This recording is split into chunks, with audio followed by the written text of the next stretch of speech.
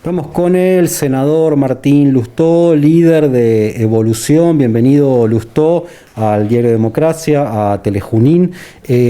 Lo primero que le quiero preguntar es qué se pone en discusión, qué se pone en debate en los próximos comicios internos de la UCR. ¿Qué tal? Realmente es un gusto estar acá con ustedes.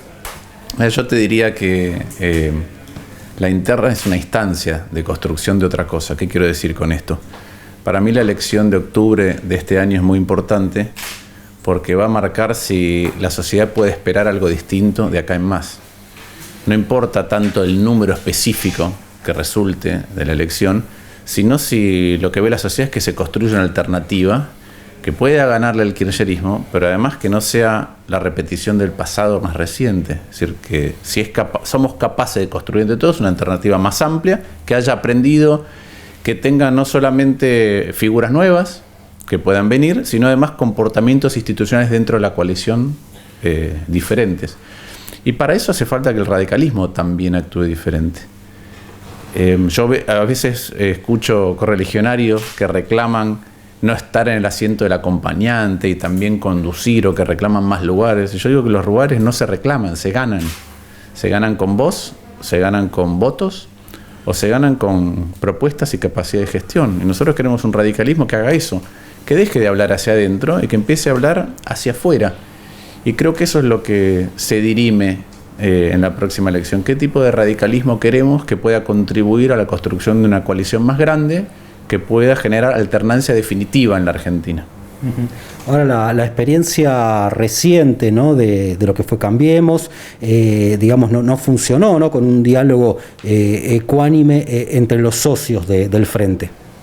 Sí, efectivamente, como decís, no funcionó y podemos estar achacándonos responsabilidades mutuamente dentro de ese Frente. Yo creo que esa es una discusión un poco estéril, que lo que hay que mirar es hacia adentro. Y la verdad es que en esa elección, cuando fuimos a las PASO, el radicalismo perdió 8-1 con el PRO. Es muy difícil reclamar conducción, o es muy difícil reclamar acordar programas de gobierno cuando uno pierde 8-1. Entonces lo que hay que construir es un radicalismo que tenga vocación de crecer hacia afuera. Nos hablamos mucho entre nosotros. Y a mí me parece que nosotros tenemos que hablar obviamente en una interna, con los afiliados que quieren venir a votar, o que van a ir a votar, pero también con los que no van a venir a votar. También con aquellos que se identifican como radicales o se identificaron como radicales en algún momento y ya están decepcionados, y con un montón de otros sectores que no son radicales, pero que en algún momento también se han visto identificados con los principios y la capacidad de lo que representaba el partido. Creo que a esos hay que hablarles, y que la interna es un espacio para comunicarse con todos ellos y después dirimir cómo se conduce, con qué reglas, en la coalición que tenemos que construir. ¿Y qué pasa con el ala dura, ¿no?, del macrismo? Uno ve, digamos, muchos halcones, ¿no? ¿Cómo se puede amalgamar, ¿no?, esta cuestión? Desde su espacio hablan de un espacio socialdemócrata, ¿no?, vinculado a la centroizquierda, al progresismo. ¿Cómo se puede convivir con esos espacios más duros del PRO? Mira, primero, no es por estar acá con ustedes, pero la verdad que el radicalismo ha representado a lo largo de su historia una socialdemocracia moderna en cada tiempo y lugar en que le ha tocado actuar. Y está bien que hoy en el mundo la lógica sean las coaliciones, y es bueno construir una Argentina bicoalicionista. Dentro de las coaliciones va a haber inclinaciones distintas, y para mí está claro que el PRO representa un pensamiento más conservador con respecto a la sociedad que lo que tradicionalmente e históricamente ha representado el radicalismo. Y nosotros tenemos que reivindicar esto que queremos. Y después la que dirime quién conduce, cómo conduce, cuáles son los programas, es la gente cuando vota en las PASO, que es lo que pasa dentro de una coalición, y cuando vota en las generales, en las elecciones generales. Creo que esa es la manera de hacerlo. ¿Por qué nosotros somos socialdemócratas? ¿Y por qué digo que hay otros sectores que son más conservadores? Porque la diferencia fundamental que hay que plantearse es si uno cree que el statu quo está bien, si uno cree que el statu quo es justo, o si hay algo que puede hacer el Estado para modificar ese statu quo. Es como que hay figuras como el velo de ignorancia de Rawls, pero la verdad es que la pregunta es, antes de nacer hay una lotería que nos dice dónde vamos a nacer y con qué entorno. Un Estado socialdemócrata minimiza ese entorno, minimiza el peso del entorno en el desarrollo personal, familiar, profesional de los individuos. Y eso es lo que nosotros pretendemos. Y ahí tenemos discusiones diferentes y aproximaciones diferentes a muchas cosas. ¿A qué? A cuáles son los servicios esenciales que debe brindar el Estado. Si no brinda buena salud, si no brinda buena educación, si no brinda seguridad y calidad, una justicia que no sea como reza el Talmud, que dice que desgraciada la generación cuyos jueces merecen ser juzgados. Si nosotros no somos capaces de enfocarnos en lo esencial y después incorporar algunas cosas del siglo que estamos viviendo, dispersamos la potencia del Estado en cosas que la Argentina no debería estar dispersando. Y la vocación o la intensidad con que defendemos esas cuestiones hace la diferencia con aquellos sectores que les preocupa menos la mejora continua de estos elementos, que son los que transforman a la sociedad, como decía, una sociedad más igualitaria, más próspera y más igualitaria. No podemos pretender prosperidad para pocos, que es el statu quo de Argentina, y no podemos pretender ser iguales en la mediocridad. Nosotros queremos una sociedad que sea moderna y de iguales. ¿Cree que faltó mayor intervención sobre la economía durante el gobierno de Macri, ¿no? Que nos llevó a una profunda crisis, ¿no?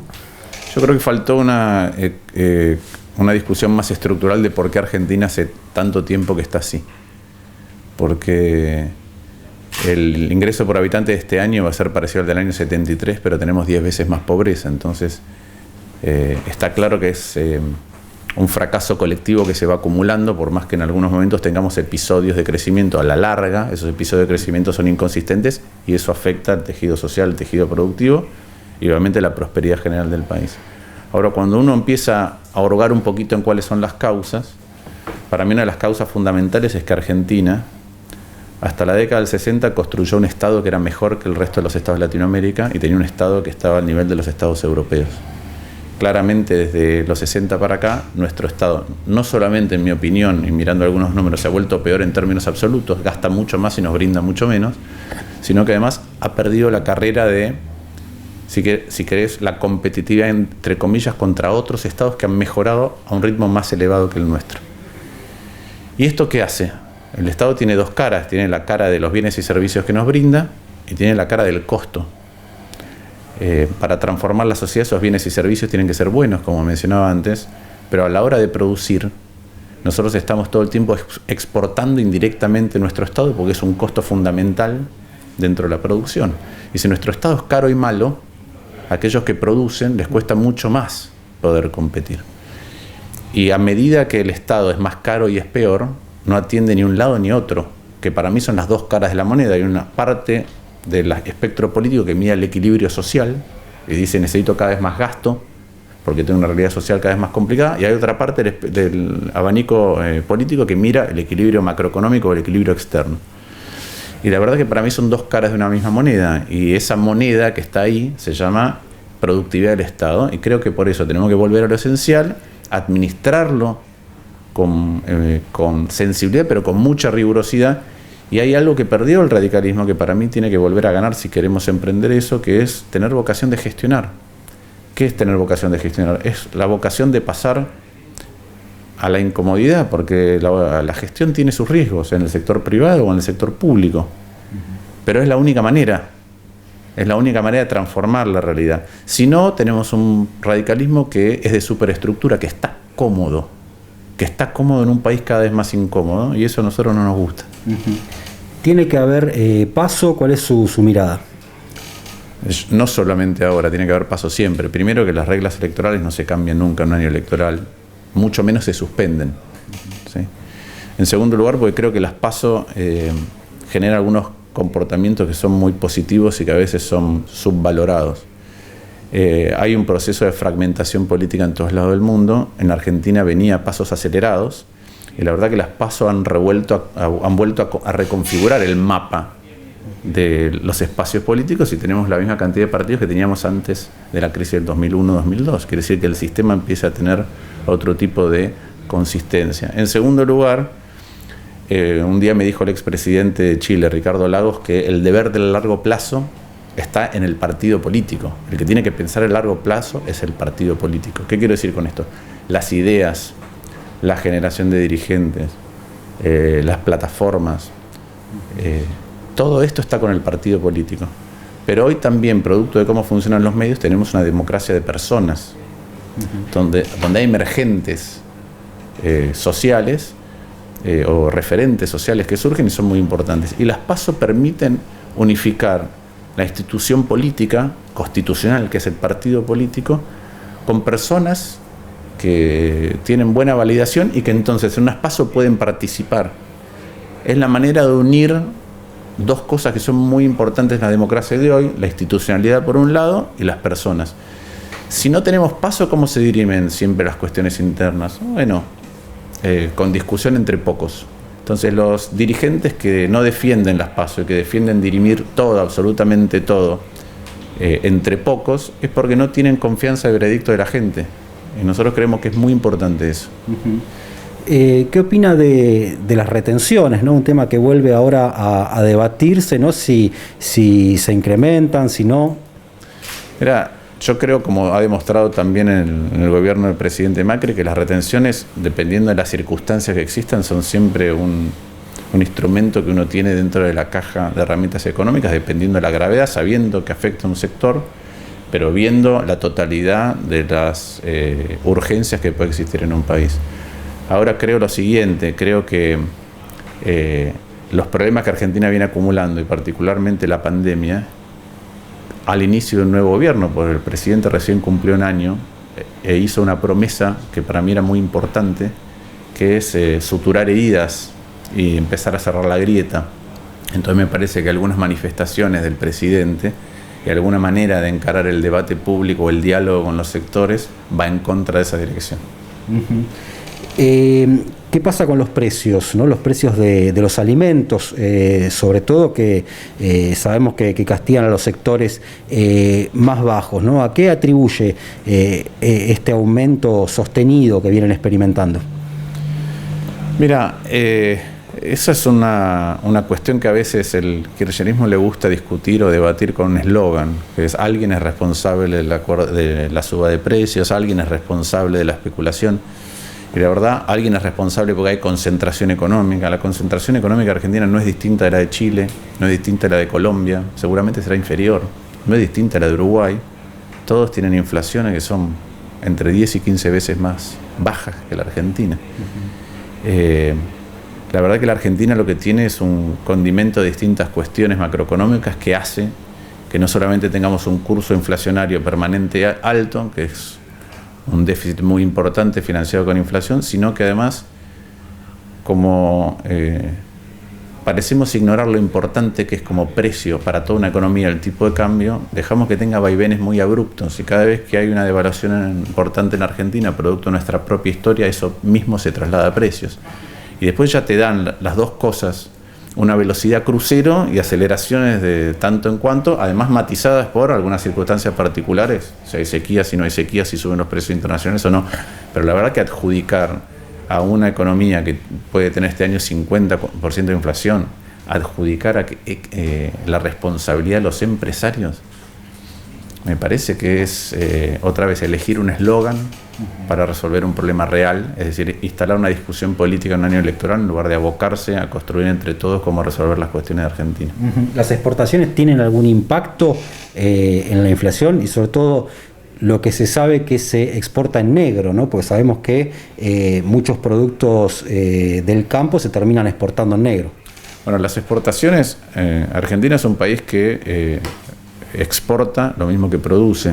Y la verdad que cuando uno tiene un mercado internacional, hay una parte, ¿sí? El productor, indirecta o directamente, cuando vende, le vende a alguien que exporta o a alguien que va a utilizarlo para consumo o para venta en el mercado interno. Y ese precio, ajustado por los costos de transporte, etc., es igual, es muy parecido. No hay es muy difícil segmentar mercados. Sí que se puede hacer, insisto, a veces en casos extraordinarios.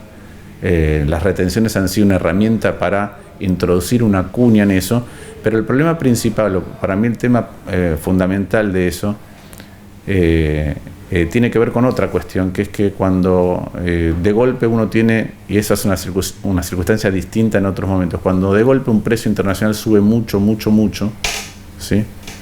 Y el país es un gran exportador de eso, no están las circunstancias actuales sino otras circunstancias, se puede producir un influjo de divisas tan grande que se atrasa el tipo de cambio, ¿sí? Y me refería al problema de atrasar el tipo de cambio de manera recurrente en Argentina y que eso afecta a otros sectores productivos. Entonces, como decía antes, los instrumentos están en la caja, es cuestión de evaluar cuáles son las circunstancias para introducirlos. Uh-huh.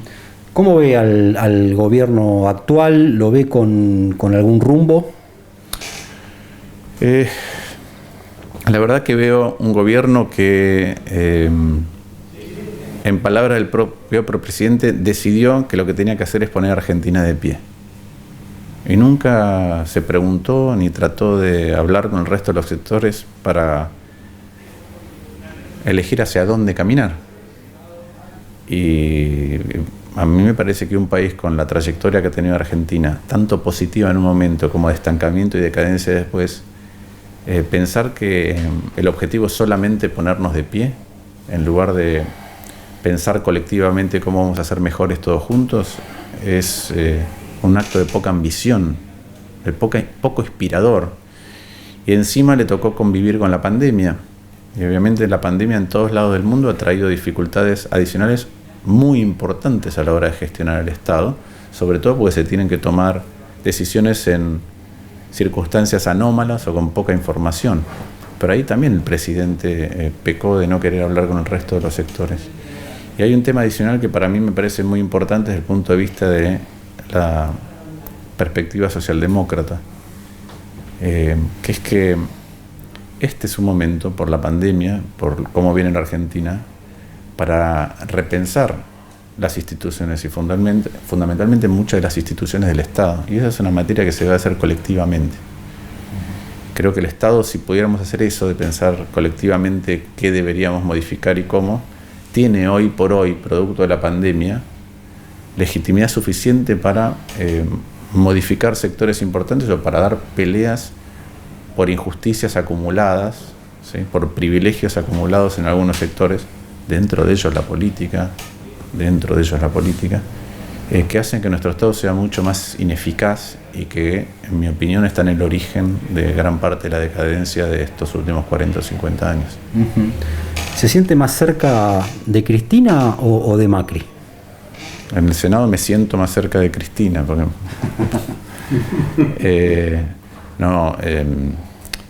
claramente yo formo parte de una coalición que piensa que los abusos institucionales y el cortoplacismo a la hora de tomar decisiones son manifestaciones de apropiación del Estado por parte de alguien o de un espacio, a veces de una facción política, a veces para hacer daño al contrincante, y eso genera la degradación permanente de nuestro Estado, la alteración de reglas. Entonces yo tengo muy claro de qué lado estoy. Ahora, también dentro de nuestro espacio, dentro de nuestra coalición, cuyo último presidente fue el presidente Macri, tiene que haber lugar para el disenso. Yo, de hecho, muchas veces he manifestado diferencias con el rumbo económico que tenía el gobierno de Cambiemos. Y creo que eso es sano. No creo que anular la discusión sea bueno. No creo que plantar candidatos sea bueno. No creo que sea bueno para la vida, para la rica vida, y más rica debería ser todavía, del interior de la Argentina, que alguien venga y diga en tal distrito, en tal sección, tiene que ser candidato tal y lo traigo de tal lugar. Creo que va en la dirección contraria de cómo deberíamos construir el país.